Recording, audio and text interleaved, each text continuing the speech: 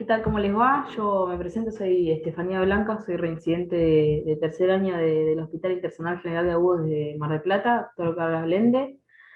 Hoy vamos a presentarle un caso que se llama Campo Minado. A ver si pasa. Bien, este es nuestro hospital, es la parte de acá de la guardia. Estos son nuestro equipo con nuestros instructores de trauma, Andrea Potes, Alberto Sac y Guille Barilaro, y ellos somos el equipo de residentes. Actualmente están faltando en la foto los R1. Yo soy Blanco Estefanía y hoy le venimos a presentar un caso de una chica de 29 años, ¿sí? Que ingresa con un antecedente, por lo que refiere, un trauma de vagina por caída de su propia altura, con un objeto romo 24 horas previas, ¿sí? Eh, que había sido asistida además en la sala de emergencias 2 veces y había sido medicada con analgésicos y mandado al domicilio, y que retorna por dolor abdominal, flujo vaginal y proctorragia. Así que tenemos una muchacha de 29 años que le evaluamos ya, en realidad la vemos en la tercera consulta, por dolor abdominal, flujo fétido, proctorragia y con el antecedente del trauma, supuestamente por caída de su propia altura. Tenía dolor, el flujo y la proctorragia.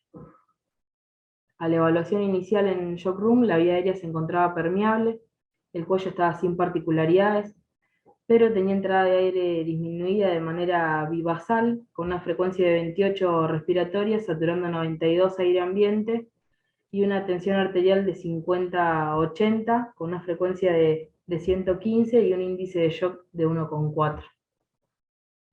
El Glasgow estaba de 15 en 15 y se la notaba sudorosa, con la piel caliente y febril, con 38,5. El abdomen se encontraba tenso y doloroso de manera difusa, y ahora nos planteamos nosotros si para ustedes presenta algún shock. En caso de ser shock, qué tipo de shock les parece que tenga, qué tipo de reanimación inicial harían con la paciente y si qué otros estudios complementarios le pedirían.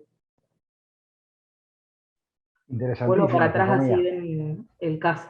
Ahí está, interesantísimo. Te iba a pedir eso, que dejaras esa slide que tiene los Bien. signos fisiológicos de ella. Carlitos Pilasi levantó la mano. Arriba. Hola, ¿qué tal? ¿Qué tal? Buenos días a Buenas, todos. Carlos. Oye, este caso lo encuentro súper interesante, pero también súper raro. O sea, me gustaría saber si es que le preguntaron más, porque esto de caerse sobre un objeto romo, ¿qué objeto es? ¿Cómo te caes? Y como justo había un objeto como equilibrado ahí, y esta señora tiene que haber andado desnuda, y se resbaló, y cayó, y justo se enterró esta cosa, no sé. Me gustaría saber un poco más si indagaron sobre la historia. A veces cuando estas historias son un poco raras, también hay que pensar si la señora está a lo mejor tratando de proteger a alguien, a lo mejor no se cayó y no se metió ella nada, sino que alguien la forzó o algo pasó por ahí, como para tenerlo siempre como como entre las dudas. Entonces, por lo que entiendo, esta señora dice que le pasó eso, fue a la urgencia, la mandaron para la casa, ¿vuelve o siempre estuvo en la urgencia? ¿Vuelve dos veces? No, ella consulta 2 oportunidades, Que se la le mandan a la evalúa y casa se la entre manda al medio. domicilio. Bien. Y la vemos en la tercera consulta con el antecedente de las 24 horas previas del Habiendo trauma. pasado 24 horas del trauma. Bien. Exactamente. ¿Y supieron algo más de qué pasó entonces? Si es que, porque es un poco extraña la presentación. No, ¿Qué sí, objeto era? Cuando me dice objeto Romo, ¿qué objeto es?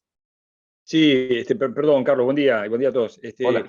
Sí, exactamente, la misma sensación que estás teniendo con respecto a esta anamnesis, ¿no? Estos antecedentes nos pasaba a nosotros. Lo único que pudimos recabar fue que relataba una caída de su propia altura sobre un objeto que aparentemente era un objeto romo de madera, como si fuese un palo de escoba, un palo de cepillo de baño. El incidente había sido en el baño, pero no quiso dar más información al respecto. Nosotros también hicimos toda un abanico de posibilidades, si había habido algún tipo de automaniobra o de abuso o de algún otro tipo de violencia. Pero bueno, ella lo negó totalmente, era una paciente adulta y entonces eso un poco frenó que de pronto diéramos también curso legal ante una circunstancia confusa, ¿no es cierto? Lo cual podría haber sido, yo creo que interesante debatir este tema si uno se encuentra con un menor de edad. ¿Qué opina al respecto, ¿no es cierto? Cuando uno haya un mecanismo de trauma al menos dudoso o sospechoso de que pueda haber algún abuso en un menor, ¿no es cierto?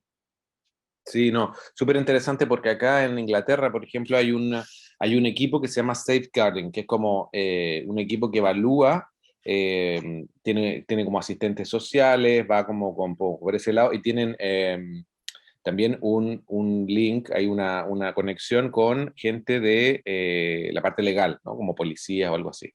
Porque una persona que no quiere dar información es altamente sospechoso. Generalmente están tratando de proteger a alguien o por miedo están tratando de protegerse a ellos mismos y no dar más información. Entonces se pasa a este grupo que manda la alerta igual y como que, bueno, siguen investigando por el otro lado para ver, bueno, para que esto no se repita o ver si la señora está en condición de volver donde vive, o a lo mejor hay que ponerla en un lugar de acogida en forma temporal, que a veces no se puede porque hay hijos. Y bueno, en relación a eso le quería preguntar si hicieron un test de embarazo. ¿Está embarazada esta señora? Está adelantando, Carlos. Bueno, dale, dejó hasta aquí. Hasta aquí me parece un shock séptico a mí, pero es una cosa que se preguntaría porque hay veces que la gente te cuenta como que se cayó y a lo mejor lo que intentó hacer es un aborto Maniobra abortiva. provocado. Claro, pero bueno, lo dejo hasta aquí. Yo creo que hasta aquí, hasta ahora, a mí me está pareciendo un shock séptico de esta señora. Y por eso me llamaría un poco la atención que hayan pasado solo 24 horas. Pero bueno. Sí, Bien. me gustaría, no sé, Daniel Sánchez, tú habías levantado la mano. ¿Querés agregar algo? No, no, ya lo contestó Guille. Le quería preguntar si habían visto algún otro tipo de lesión en otro lugar del cuerpo, si había tenido consultas previas por algún tipo de trauma, pero bueno, me dijo que no le pudieron, que no tuvo ninguna respuesta de eso. ¿Y cuánto llevaba del trauma, del incidente? ¿Cuánto tiempo 24 había? horas. 24 horas, dale, gracias. Sí, uno de los aspectos que más a veces generan dificultades en entender un puente en una anamnesis fluida con un paciente es la sexualidad humana, ¿verdad? Y las distintas formas de la sexualidad. De pronto, y esto pasa mucho en hombres que siempre llegan y consultan en emergencia, que se cayeron arriba de y tienen un objeto empalado en el recto. Y nunca lo van a admitir, siempre fue una caída sobre, y bueno, uno no lo somete tampoco a un interrogatorio, digo, me parece como que hay cosas que después se sobreentienden y quedan por esa. O sea que, más allá de que yo creo que, por supuesto, siempre tenemos que tener y pensar en la posibilidad de una violencia, ¿verdad? Una violencia, un sometimiento, ¿no? Ni que hablar, ni niñas ni que hablar, estoy hablando en adultos, ¿no? Acá también pueden haber cosas que ella por propio pudor pueda no querer contar. Y yo concuerdo, pasá Estefanía, por favor, el slide anterior donde están las variables fisiológicas. Que típicamente esta enferma está en shock y es un shock distributivo, ¿verdad? Es un shock distributivo, de tipo distributivo y con piel caliente, es decir, que cursa con vasodilatación periférica. Y entonces concuerdo plenamente con lo que dice Carlos, ¿verdad? Con un cuadro infeccioso, está febril, con un shock distributivo, esta paciente está demostración de lo contrario, tiene un shock septic 24 horas después del evento. Bien. Seguimos. En cuanto a la reanimación. Tú hacías preguntas acá, que son bien interesantes. ¿Qué tipo de reanimación y qué estudios? Sí. ¿Habrá alguien más en la sala que quiera participar?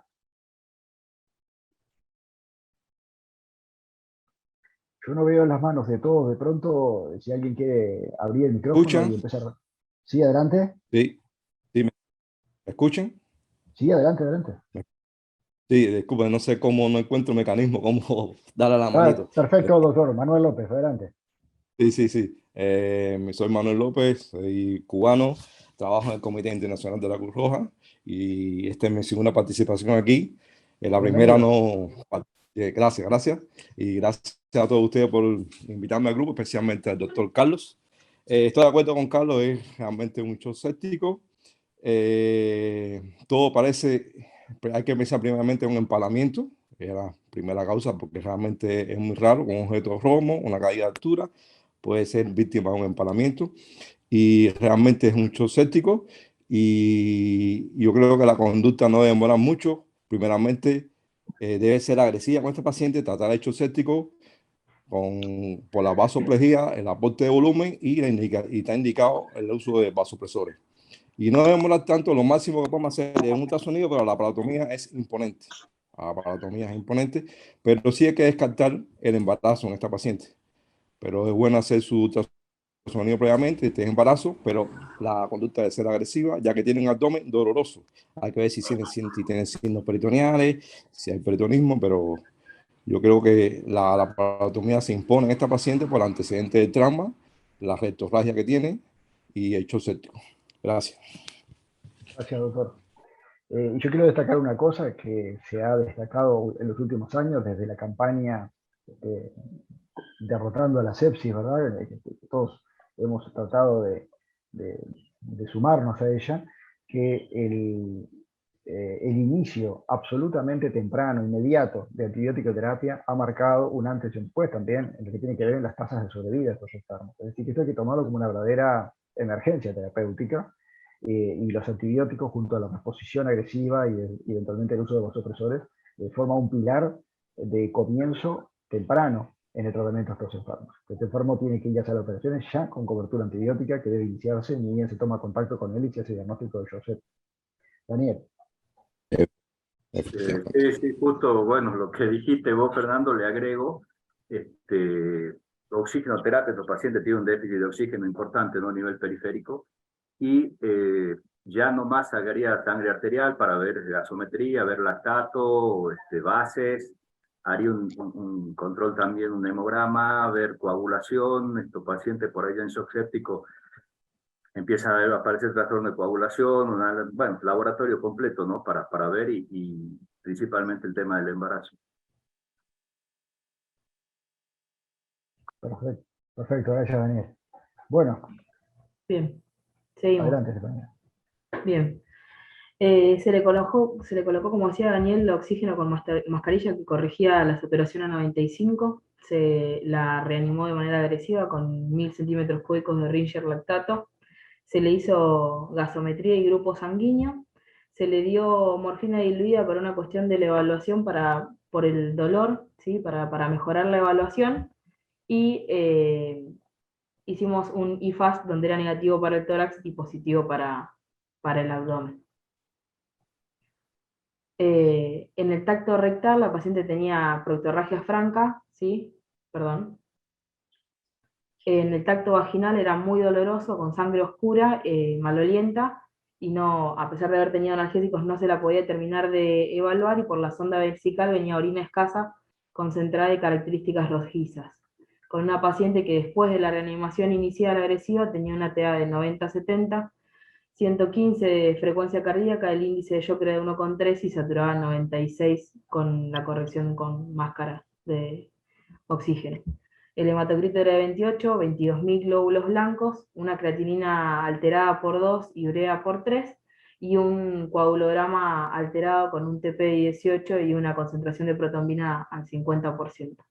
La gasometría, como decíamos, estaba alterada, tenía 7,25 de pH, exceso de base de 9 y un láctico de 3. Ahí Carlito Pilasi nos compartió justamente un PDF sobreviviendo a la sepsis, el trabajo clásico, para que todos lo tengan, está en los mensajes. Bárbaro. Te pregunta por el INR, te pregunta Carlos.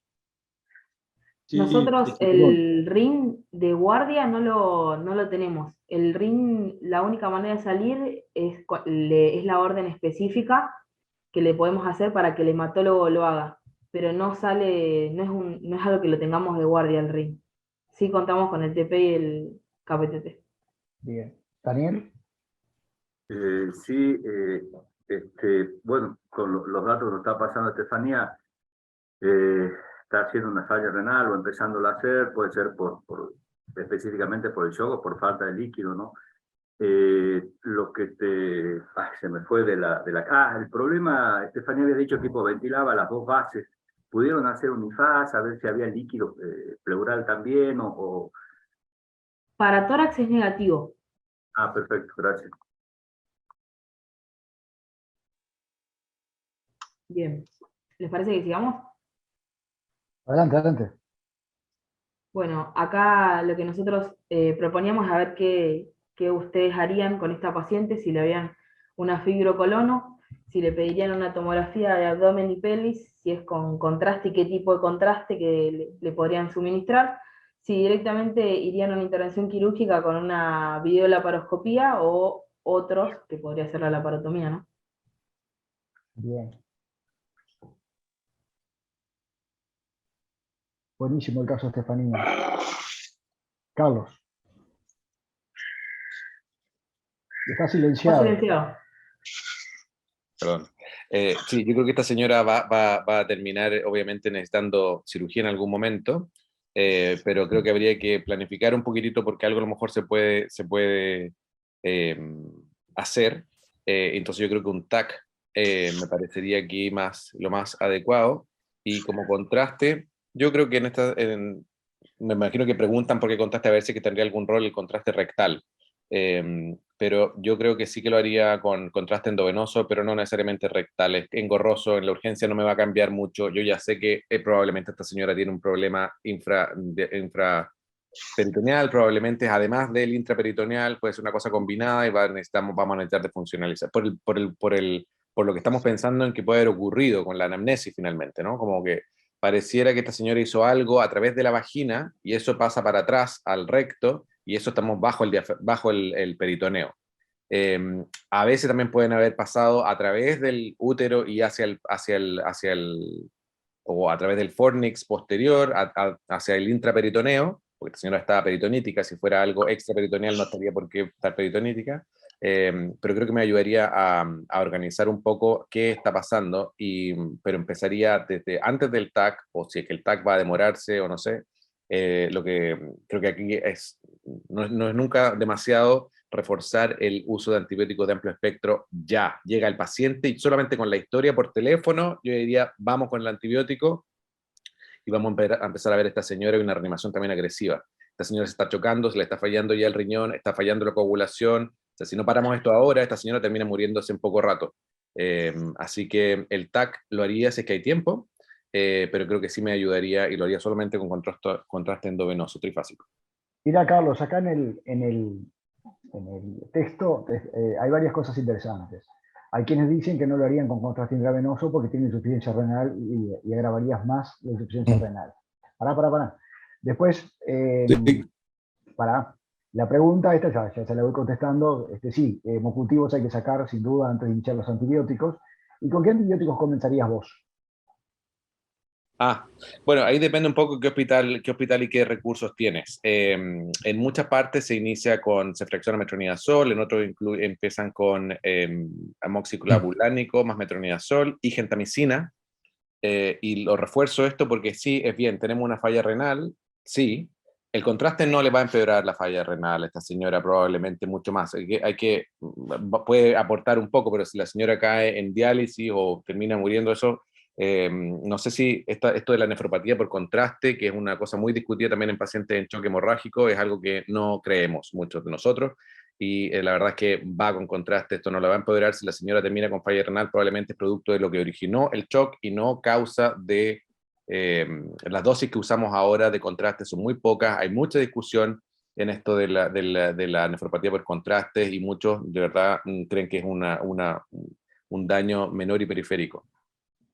Y acá preguntando por la anticoterapia, hemocultivo seriado, ideal, si es que lo puedes hacer, pero la verdad es que nunca hacemos eso. Empezamos con el antibiótico porque lo que sí cambia la mortalidad es el tiempo en que empezamos el inicio del antibiótico endovenoso. Y por eso está en el documento que les adjunté al lado.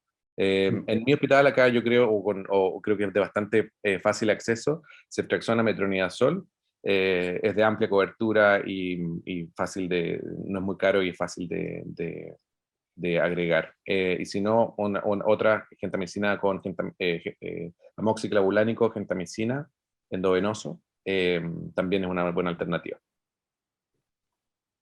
Bien, veo que el riñón a vos no es tu tema, ¿no? Gentamicina, contraste, no me importa nada. Ya está. Maxi Titarelli. No se escucha.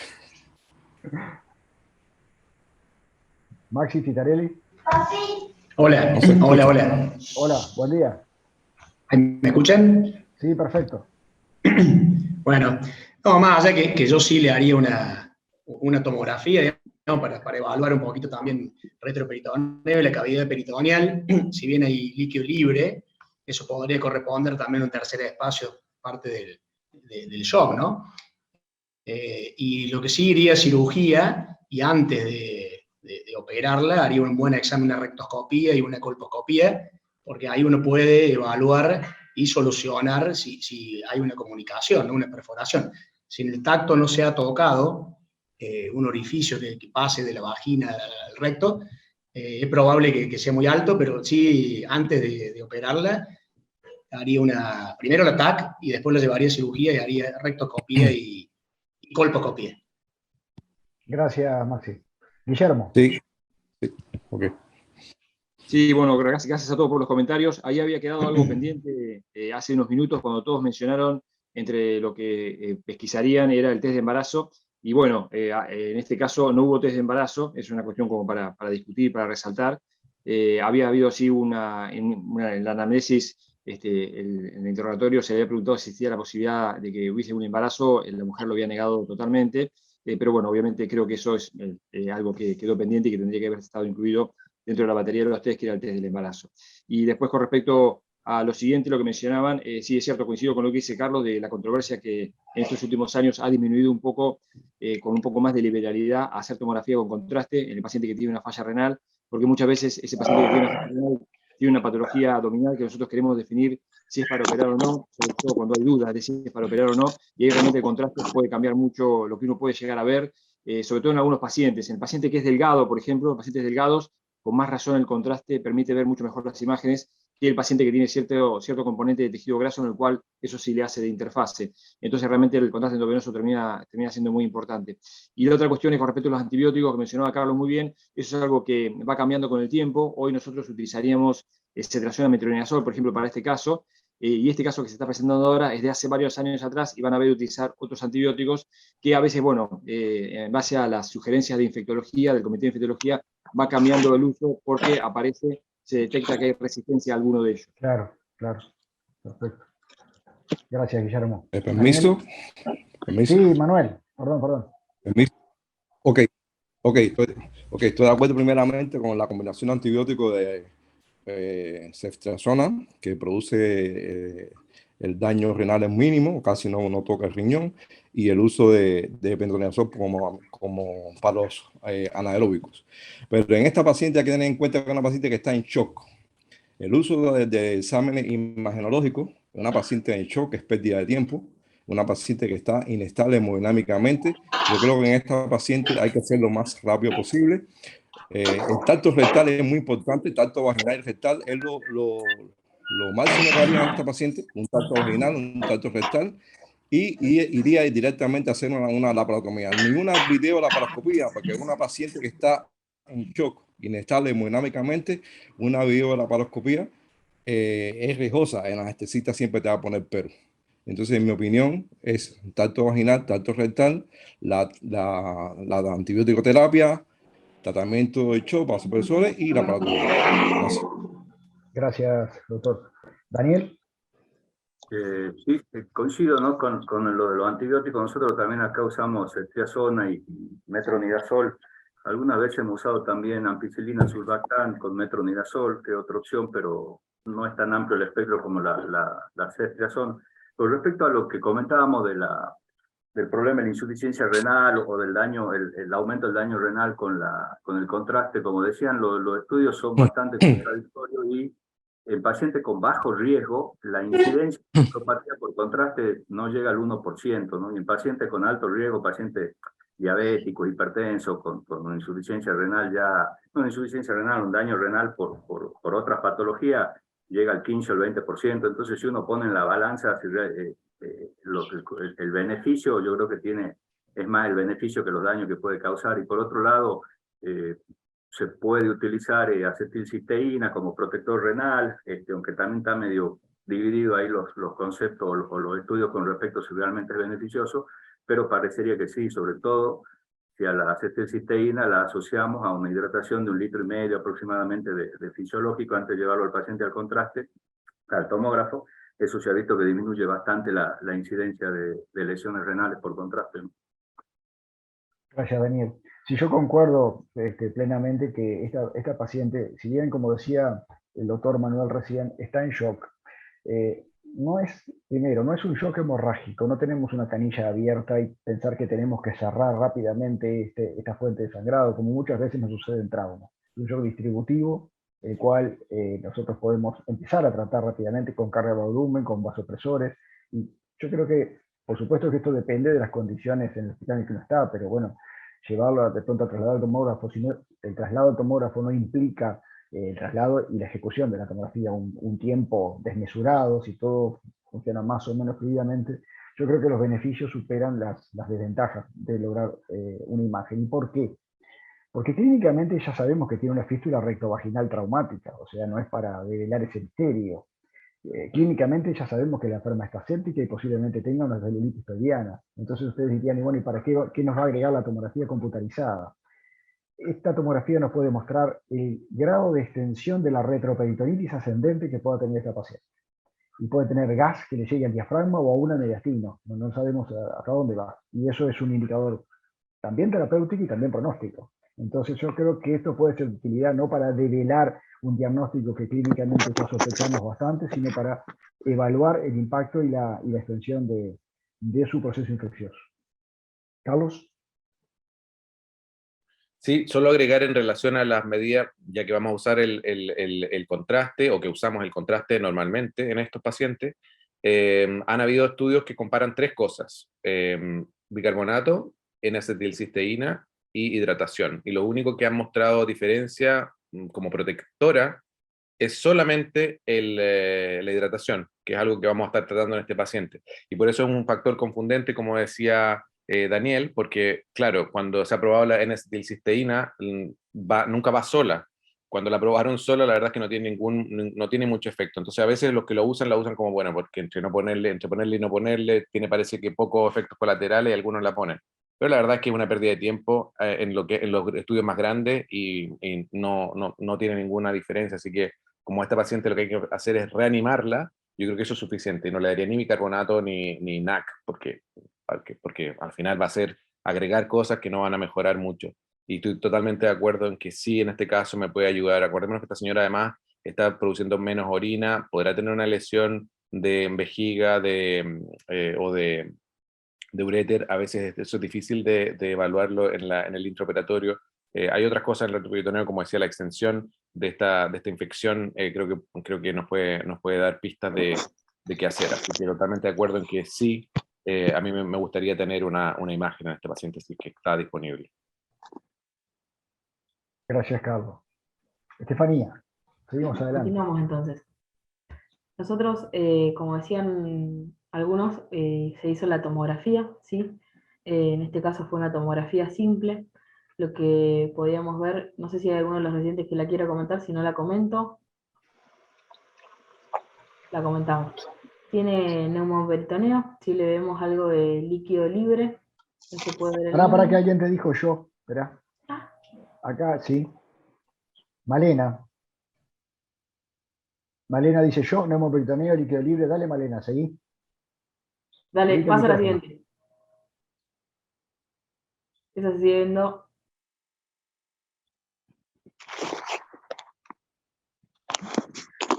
Más neumo. Mucho neumo. Y hay una...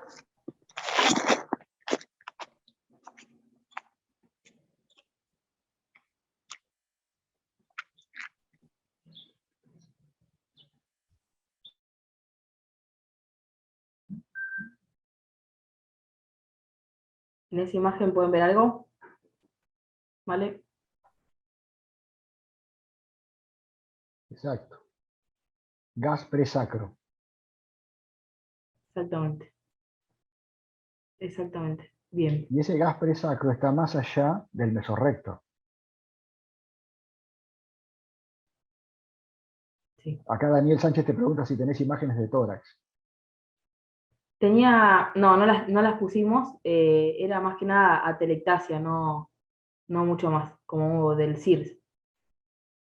Ya, y no hay neumorretroperitoneo ascendente. No, Pero como dice Carlos, el aire está por sobre la reflexión peritoneal, hay en peritoneo libre, y hay aire bajo la reflexión peritoneal. Daniel, creo que habías levantado la mano. No, Fernando, nada. Ah, perdón. Adelante. Bien. Entonces, como decía Male, tenemos líquido libre multicompartimental, neumoperitoneo. Perdóname, Estefanía, te pregunta Massimiliano Titarelli si hay neumaturia. Neumaturia en la sonda vesical, no se contrató. Sí tenía la sangre, perdón, hematuria, pero no neumaturia y No tampoco neumaturia. fecaluria. Bien. La otra pregunta que hoy en el chat pedía que hacían es si no le harían contraste por la sospecha de la lesión, tal vez de uretra o de vejiga, si no le harían contraste por la sonda vesical. Está bien que en el recto no te va a aportar nada, pero no sé si les parecería. Maxi y Carlos. Sí, en realidad yo hubiera hecho una TAC trifásica con triple contraste y ahí ve la parte de la vejiga.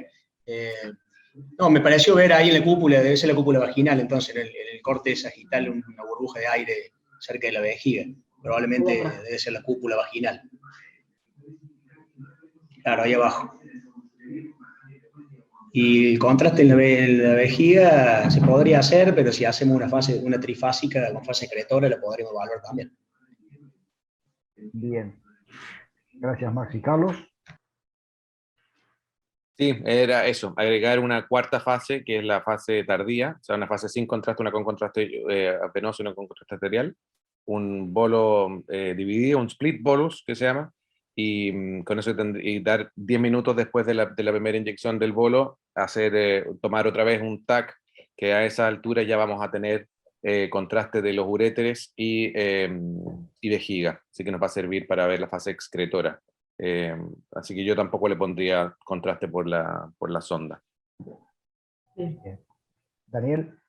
Sí, era eso lo que más o menos dijeron. No sé, meterle contraste por la sonda, no creo que en este momento ya no. Y de última, en este paciente que no teníamos contraste fase tardía, por ahí si tengo duda de vejiga, dentro del intraoperatorio le inflaría la sonda con líquido a ver si hay alguna pérdida vesical, ¿no? El problema es que la parte de lo que es uréter no lo vamos a poder evaluar bien. Perfecto. Carlos. Sí, lo otro es que a veces cuando no hay TAC y uno tiene esta sospecha, lo que hemos hecho en lugares con pocos recursos es abrir la vejiga. Si es que no está evidente que está en el intraperitoneo, se abre por el domo de la vejiga y la exploro por dentro. Y veo si es que hay alguna lesión que se asocia mucho a intentos de aborto séptico, por ejemplo. Entonces uno la abre, mira por dentro, la repara por dentro y deja una sonda puesta por 10 días. Claro. Perfecto. Bien. Adelante, Estefanía. Bueno, entonces decíamos que había líquido libre multicompartimental, neumoperitoneo, burbujas aéreas como neumorretroperitoneo en realidad, y la sospecha de la perforación de recto extraperitoneal e intraperitoneal. ¿Sí? Con esta paciente entonces volvemos a preguntarles qué conducta tendrían, si sería una videolaparoscopía o una laparotomía exploradora, o se les ocurre alguna otra alternativa. Creo que más o menos todos Ya lo habían hablamos. explorado de la parotomía. No sé si alguien quiere. Bien.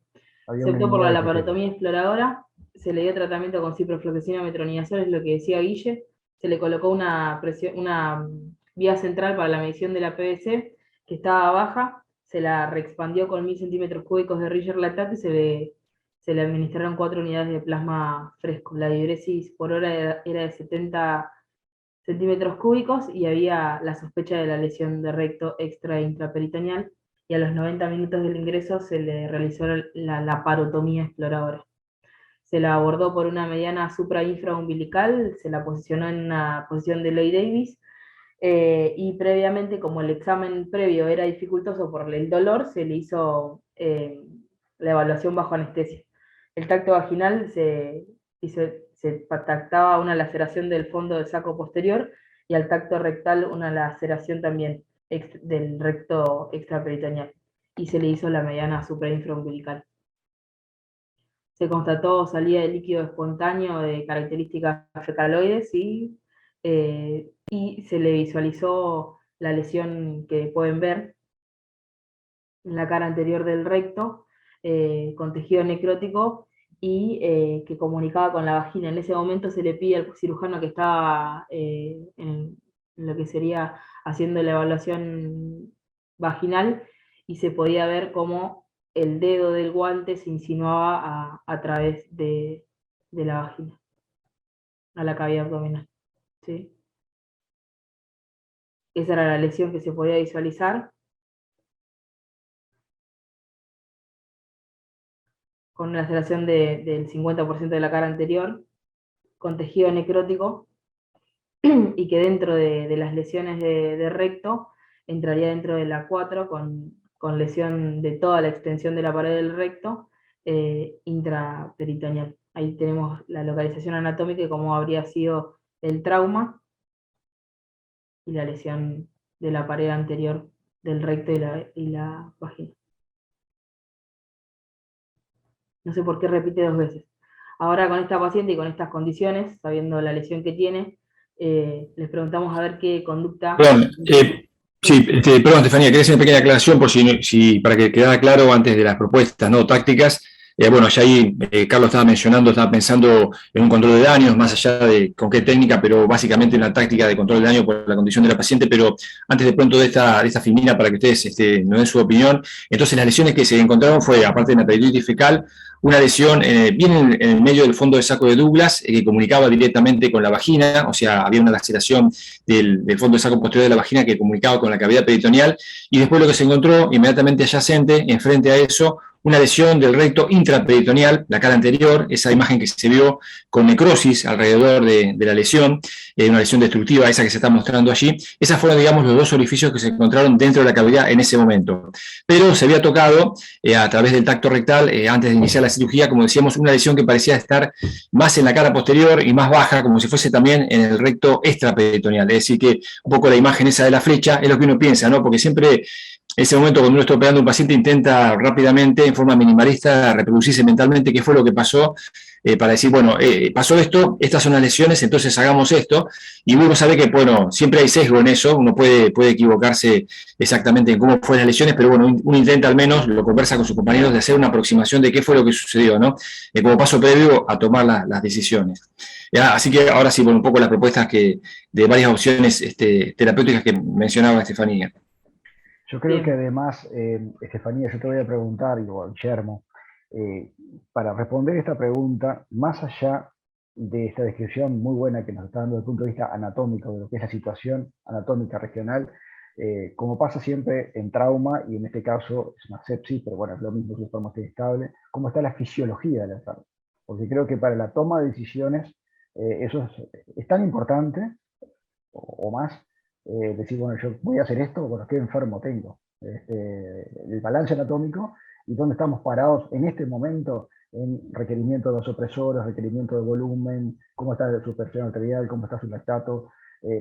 Creo que eso es fundamental para que nosotros podamos tomar decisiones. Perdonen que los interrumpí porque Maxi y Carlos levantaron la mano. Pero no sé si tenés ese dato. Dale, Carlos. No, yo solamente quería reforzar ese tema. Acá tenemos que tener un plan de entrada, estamos claros que hay que operar, pero ¿cuánto vamos a hacer y cuánto va a tolerar este paciente? Y eso, ya sé las lesiones anatómicas, pero eso no es lo que define qué tipo de cirugía voy a hacer. Eso va a definirlo la fisiología del paciente, así que el paciente tolera, cuánta cirugía tolera. Evidentemente que acá tenemos que hay que reseccionar acá un segmento, el que está lesionado, para limitar. Acá estamos solamente enfocados en contaminación, acá no hay un sangrado que haya que ir a controlar, entonces nos vamos con el segundo punto de la cirugía de control de daños, que sería ir a source control, que se llama en inglés, ¿no? Que ir a sacar la fuente que está originando esta sepsis, y el antibiótico antes de empezar la cirugía son las cosas que han demostrado mejoría de la sobrevida. Ahora, ¿qué hago después con los 2 segmentos? Si los uno de vuelta, si los hago una colostomía, eso me parece a mí que, dependiendo de la fisiología, es lo que podríamos conversar. Acá creo que no hay ninguna opción de anastomosis, pero si hacemos la colostomía ahora, o dejamos a la paciente con ambas, porque tiene una lesión infraperitoneal. Por lo tanto, esa no la vamos a ir a arreglar ni ahora, ni probablemente después, sino que la vamos a dejar desfuncionalizado, pero hacemos una colostomía ahora, o dejamos solamente ambos cabos cerrados con la paciente abierta para ir a un segundo lavado. Me parece mucha contaminación y como generación de pus, además de heces, como para tener 24 horas. Así que ese, no sé si es que habrá sido tan exacto el tiempo. Me parece que a lo mejor hubo más tiempo ahí. Con mayor razón consideraría a lo mejor una cosa abreviada, pero me gustaría saber qué parámetros hemodinámicos. Si tienen los mismos que tienen de entrada, yo iría de cirugía de control de daño. Guille, ¿querés Claro. contestarles vos porque estuviste en la cirugía? Sí, la paciente en ese momento estaba con repetimiento de vasopresores para mantener una sistólica entre 90 y 100, es decir, digamos, tuvo una mejoría desde el momento que ingresó a la sala de emergencias en esa hora y media que nos tomamos para tratar de que estuviera, digamos, lo mejor posible con vista a una cirugía pronta, y después logró como una meseta de la cual no mejoraba más. Sí, seguía dependiendo de vasopresores, los vasopresores no se le podían quitar para mantener una sistólica entre 90 a 100, había recibido el plasma que decíamos, pero nosotros no tenemos tromboelastograma o métodos más sofisticados para ver exactamente cuál era el perfil de coagulación de la paciente. Se suponía que podría haberse corregido la coagulación, pero fundamentalmente lo hemodinámico era lo que prevalecía en ese momento con respecto a la afectación de la paciente. La diuresis se mantenía estable por encima de los 50 centímetros hora, o sea, aparentemente había respondido a las cargas de líquido. Eso con respecto a las primeras respuestas de la paciente a la reanimación. Gracias, Guille. Maxi.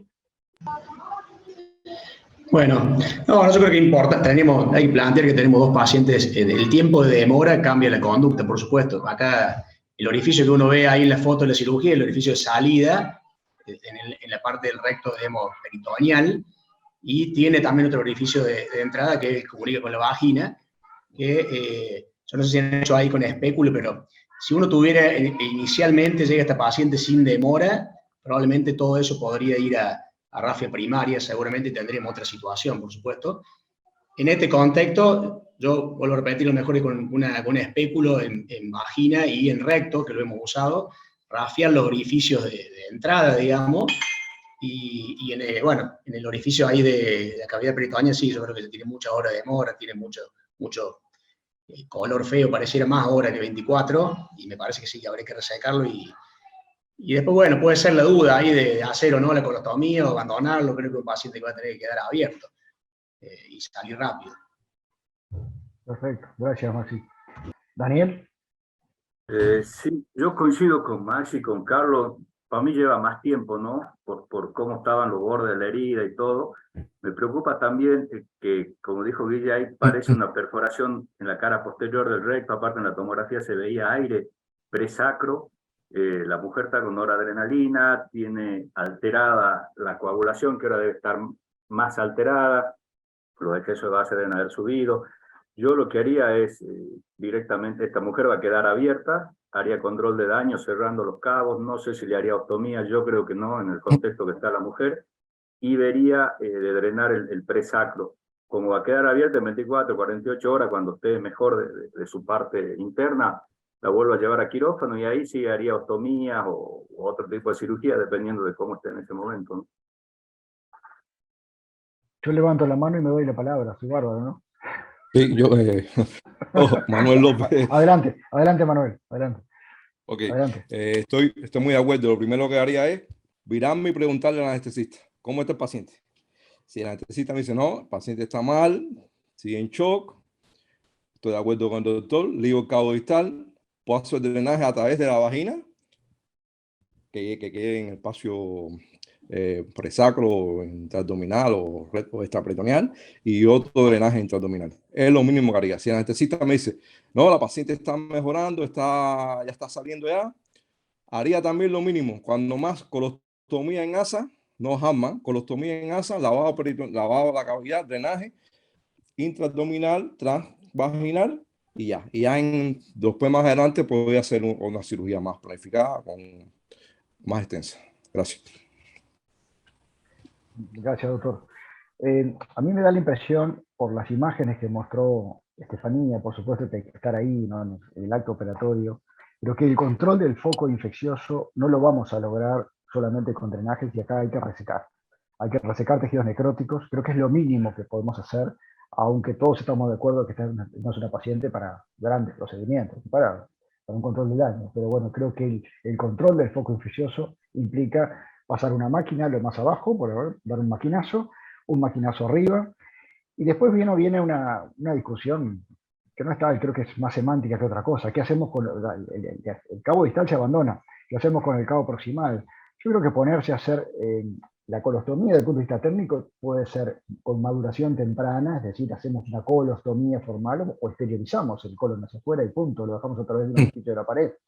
Entonces yo creo que esta puede ser una opción rápida en el marco de un control de daños, no hacer una colostomía con todos sus puntitos, con su maduración temprana y todo, sino exteriorizar a través de la pared del colon, dejarlo ya hacia afuera, después lo abriremos en la sala, en diferido, y le dejaría obviamente un cierre abdominal temporario, pensando que este paciente yo tengo que volver mañana o pasado, voy a tener que volver a lavar este abdomen y a revisar cómo está la situación.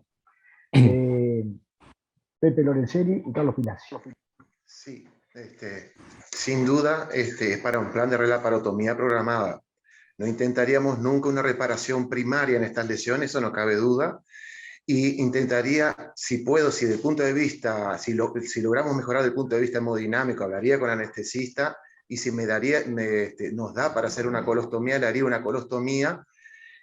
Trataría de no hacer una colostomía en asa, trataría de que fuera una colostomía terminal, por ejemplo, la operación de Armand, yo pienso que mantiene su vigencia, trataría de cerrar el cabo distal, cierre y abandono del cabo distal, como siempre hacemos, dejaría con la colostomía colostomía terminal, o sea, una colostomía con el objetivo de ser lo más detransitante posible, y en 48-72 horas le entraríamos de vuelta. Quedaría con un open vacuum, y en 48-72 horas una relaparotomía porque estamos ante una peritonitis fecaloidea, ¿no? Sabemos el pronóstico que tienen las peritonitis fecaloideas. Gracias, Pepe. Bárbaro. Carlos. Sí, yo estoy de acuerdo con resección, más que solamente exteriorizar ese segmento. Acá hay un segmento que está desvitalizado, está séptico, y me parece que ha habido más tiempo acá.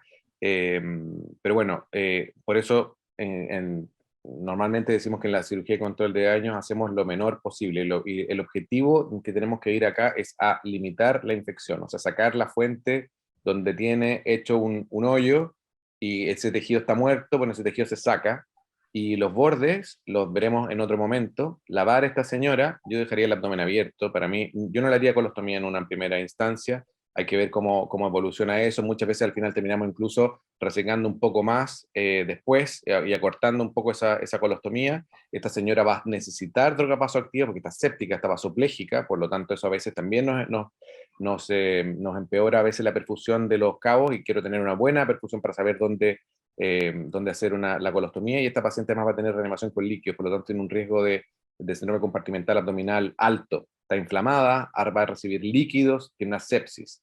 Por lo tanto, yo dejaría el abdomen abierto, y sé que tengo que volver a lavar a esa señora, por lo tanto no tengo para qué apurarme en la colostomía. Puedo hacerla en otro momento y hacer que esta señora vaya rápidamente de vuelta a donde tiene que ir, que es a la sala de cuidados intensivos para su reanimación.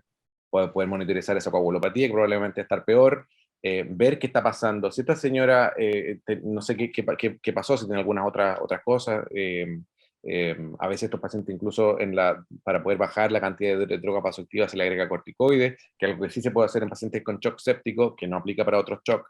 Entonces hay cosas que hay que ver en el camino. Yo haría lo mínimo. Para mí lo mínimo sería una resección, abandono de los cabos, no haría nada, ni lavado distal, ni más drenaje de ninguna cosa. La paciente abierta, por lo tanto, ¿qué más drenaje que tener un abdomen abierto? Con un cierre así temporal, back o lo que tengan, y programaría a esta señora para volver una vez que esté más estable. Gracias, Carlos. Levantó la mano Ede, no sé cómo es tu nombre, Ede. Soy yo. Pero mirá quién era. Bienvenido. ¿Qué haces tanto tiempo? Estabas de incógnito ahí. Buen día, ¿cómo están? ¿Cómo estás? Hola, Carlos. Te esperamos en Argentina dentro de poco. Escúchame, sí, está correctísimo todo lo que dijeron. Lo que sí yo plantearía, que es lo que estamos haciendo nosotros ahora y que Carlos también lo aporte, acortamos muchísimo el tiempo de periodos de lavado, porque todos hablan de 48. Nosotros lo estamos haciendo en 24 horas.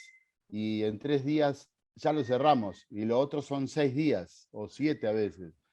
Entonces, y la verdad que vimos un resultado fantástico porque no hay contaminación, y lo que dijo Carlos inicialmente me parece correcto, porque cuando vos haces la colostomía inicial y le haces el VAC, después es un problema ponerle el VAC, se retraen las ostomías. Entonces me parece inicialmente, si uno hace 24 horas y el primer gesto, que puede ser una ligadura de ese colon, para que no contamine inicialmente y cerrarle el agujero, me parece que lo dejaría para la segunda o la tercera, que al tercer día lo haces. Y lo importante es, dentro de las ostomías, me parece que lo mejor es a cabo divorciado, Hartmann o a cabo divorciado. No ostomía en asa, porque en realidad mucho se sabe que no protege. Y a cabo divorciado, si uno cierra abajo y eventualmente no hace Hartmann, después para la reconstrucción es un poco más fácil. Y después vemos ahora, pero eso viene después, qué hacemos con el periné, ¿no? La lesión extraperitoneal. Sí, Eduardo, acabo divorciado como que no te va a dar el cabito distal, porque viste que tiene una lesión allá en el Douglas, ¿no? No, está El bien, pero recto. lo que te queda, lo cerrás y lo que te queda son ¿cuánto te quedan? 5 centímetros. De ese cabo distal de 5 centímetros, yo no creo que haya que resecar el recto. Tal vez lo puedes cerrar y... Pero vos viste la foto, está todo necrosado eso. Sí, está todo, ¿no? Mucho de la pared Sí, era Ahí la vuelvo a necrosís. poner. está todo No, está necrosado. bien. No, porque Creo que parecía un creo que la agujero. resección es parte del tratamiento. Sí, puede Está, ser, tienen está razón. verde. No, tienen razón, ok. Carlos, Sí, totalmente de acuerdo con lo que dice Eduardo, porque acá es diferente, porque siempre hablamos de trauma, ¿no? Y claro, es una lesión traumática, pero en realidad el problema es como séptico. Por eso que, y claro, sí hay un claro. rol de la cirugía de control de daño en pacientes no traumáticos, que también es un tema aparte.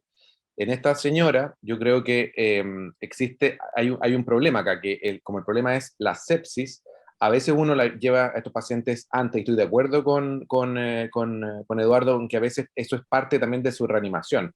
En algunos centros utilizan una cosa que se llama reanimación intraperitoneal directa, y el principio es más o menos lo mismo. En este caso también es lavar, y a veces a ese lavado también, que es uno de los principios del VAC, que se supone que uno al hacer ese lavado también está liberando, está removiendo citoquina y interleuquina y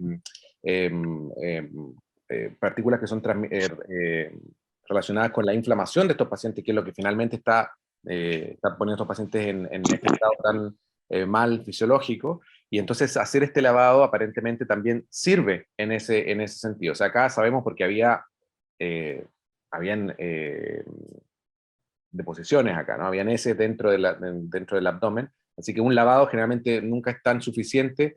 Yo lo haría como parte de su reanimación durante, también estoy de acuerdo con eso, no esperaría las 48 horas que normalmente uno dice en las primeras, sino que acá sería un poco más porque sería como parte activa de su manejo, el lavado como parte del manejo de su sepsis, del control del foco.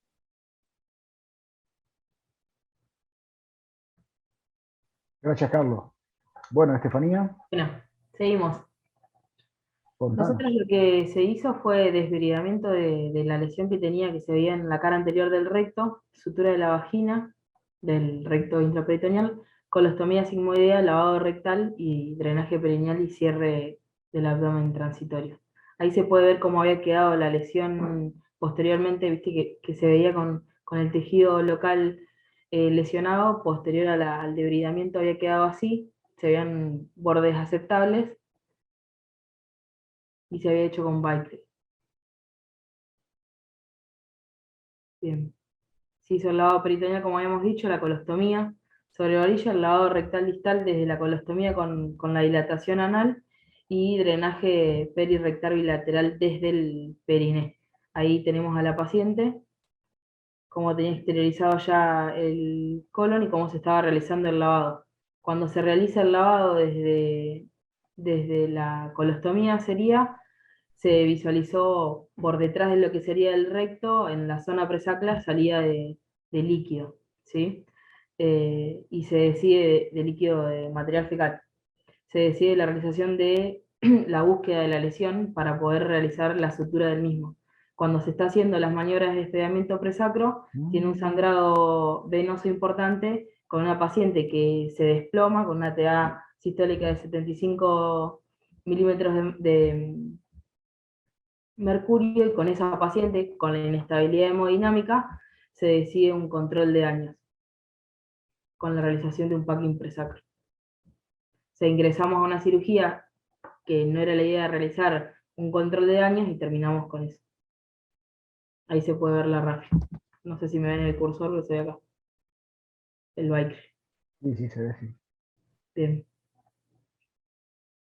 Finalizando la cirugía de control de daños, se tardó 75 minutos, se quedó con un abdomen abierto y contenido con un sistema de vaca artesanal, que es el que hacemos acá en Mar del Plata, y no sé por qué, fue a la unidad de cuidados intensivos, con asistencia respiratoria. Espera un poquito, Posteriormente... Estefanía, que Guillermo levantó la mano. Ah, perdón, disculpa que yo no te vi. ¿Qué No, momento, Guillermo? ¿Qué momento? No, exacto. Muy buena la discusión previa, excelente los aportes de todos y por eso lo agradecemos mucho, porque realmente todo lo que ustedes planteaban era lo que uno iba pensando a toda velocidad en una paciente que realmente no apremiaba, no daba tiempo para pensar demasiado tampoco. A nosotros una cosa que nos preocupaba era ese gas presacro que habíamos visto en la tomografía, el hecho de tener una zona perineal pelviana y seguramente en contacto con el perineo que estaba muy contaminada de por lo menos 24 horas, si no es que, como decía Carlos, si no era más tiempo el transcurrido, y nos preocupaba dejar eso cerrado. Entonces, una cuestión en la cual habíamos pensado de entrada era que íbamos a hacer un drenaje perineal.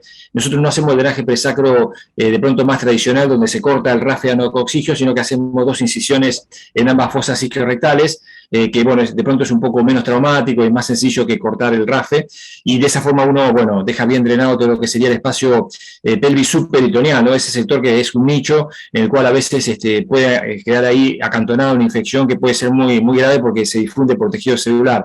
Entonces, teníamos la idea de alguna forma de hacer un drenaje de esa zona. Y después el otro tema que realmente nos dejaba duda es hacer una colostomía o no, porque como ustedes muy bien dicen, la colostomía es algo que no va de la mano con un control de daño, con una paciente que está inestable hemodinámicamente, pero de pronto el hecho de dejar cerrado el cabo distal, donde iba a haber materia fecal, era algo que nos preocupaba, una paciente que obviamente llevaba por lo menos 24 horas de evolución, y con o sin colostomía era como que ese sector ahí con materia fecal nos parecía que estando en contacto con una zona abierta, una zona donde había un orificio, el orificio es el orificio de la cara posterior, que no íbamos a poder cerrar, como decía Carlos, porque es un sitio que es muy difícil de acceder, y si uno quiere insistir, terminan pasando estos accidentes, que fue justo, yo creo que fue por un exceso de disección, justamente estos accidentes hemorrágicos. Entonces, otra cosa que nos fuimos convenciendo durante la cirugía fue de lavar el recto. Por supuesto que esto hay que tenerlo relativamente aceitado, como ya lo habíamos hecho varias veces, no tardamos demasiado, entonces quizá eso puede haber sido algo a favor, pero creo que hoy sigue siendo un punto de controversia, ¿no? En el control de daño por el trauma rectal, si hacer la colostomía, si hacer el lavado, circunstancias que pueden llevar más o menos tiempo según los pacientes. Yo creo que este fue un caso en el cual había un componente no solamente hemorrágico, el componente más habitual cuando uno opera un traumatizado de inmediato, sino que había un componente infeccioso. Era una paciente traumatizada pero infectada gravemente, y el temor fue quedarnos cortos con el control de la contaminación.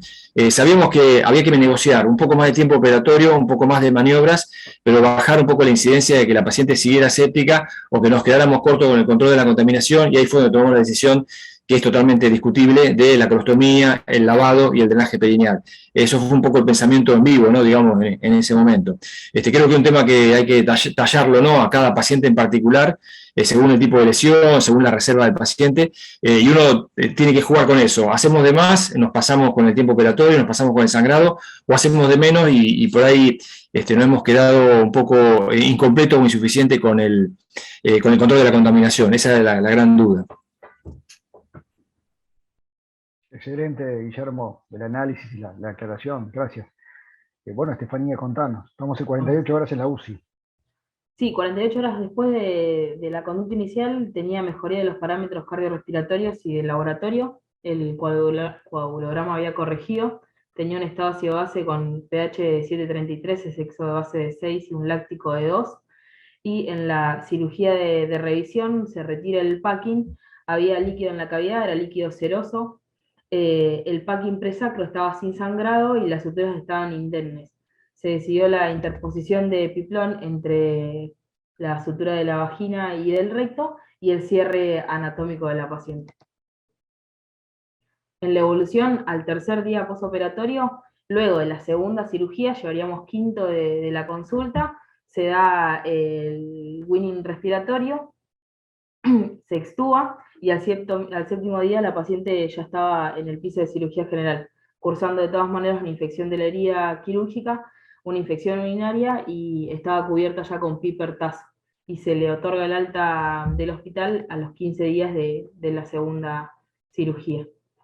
En la evolución alejada se le hizo el cierre de la colostomía a los 6 meses del trauma, con una fibrocolonoscopía que tenía cicatrización en las lesiones rectales.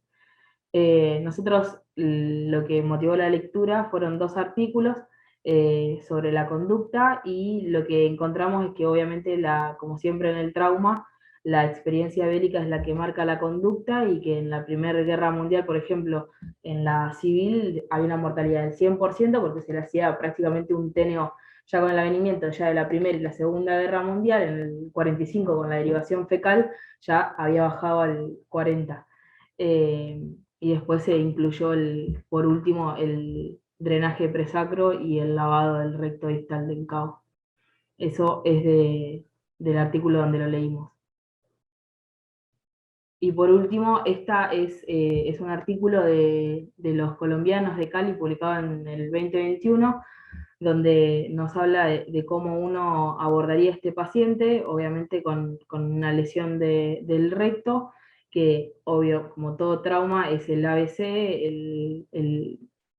el control resucitatorio, la transfusión, activar el sistema de transfusión masiva, y el tacto rectal. Con un paciente con un examen físico positivo, el segundo paso sería la realización de la tomografía y de la proctosimoidoscopía, y clasificar si tenemos una lesión de recto intraperitoneal o extraperitoneal. En nuestro caso era extraperitoneal, y como era mayor al 25% de la superficie, de la circunferencia del recto, sería la realización de la colostomía.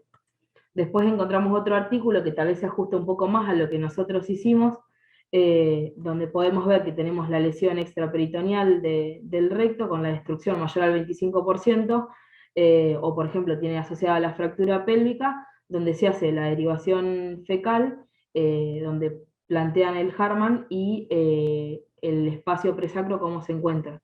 Si está comunicado o no al espacio presacro, de ser así, hacer el drenaje del mismo. No sé si tienen algún comentario más. ¿Alguien en la sala que quiera hacer algún aporte? Sí, Carlos. Sí, me parece buenísimo el caso, súper ilustrativo. Yo creo que hay muchos puntos aquí a resaltar. Creo que esto de poner el epiplón cuando hay 2 estructuras vecinas, como hacemos cuando el trauma esofágico y traqueal, poner una estructura que en ese caso obviamente no es epiplón, pero es un músculo o algo entre medio para poder evitar esto, porque estos pacientes tienen alto riesgo de hacer una fístula. Y este es el momento donde podemos prevenirla. Y de acuerdo con el tema del lavado del cabo distal y del drenaje presacro con lesiones exclusivamente extraperitoneales, es algo que más o menos ahora está medio zanjado y pareciera ser que no agrega mucho. En este caso es una situación un poco diferente, porque no es solo una lesión de recto extraperitoneal, sino que también hay una lesión de recto intraperitoneal con una comunicación de ambos. Entonces esa evidencia que es exclusiva para el extraperitoneal no necesariamente aplica. Y ahí yo creo que está la experiencia del cirujano de adaptarse un poco a las guías que están definidas. Creo que es súper interesante el caso, súper bien manejado. Y todavía me queda la duda de que si esto, de cómo se originó. Y yo tengo una alta sospecha que esta señora hizo esto ella misma o alguien por un embarazo no deseado probablemente. Entonces no sé si es que eso se exploró más, porque a lo mejor igual valdría la pena explicarle y a lo mejor poner a esta señora en anticoncepción, no sé, dependiendo del grado de la lesión. En este caso, una lesión vaginal, por lo tanto, desde el punto de vista de un próximo embarazo, no tendría contraindicación de un parto vaginal, pero bueno, algo para considerar si la lesión hubiera sido más alta, por ejemplo, una lesión posterior de útero, que son más frecuentes. Ahí a lo mejor sí que habría que tener algunas consideraciones en relación a un próximo embarazo. Eso, muchísimas gracias. Muchas gracias, Carlos. Gracias. Muchas gracias, Carlos. Estefanía, creo que estabas por hacer un comentario.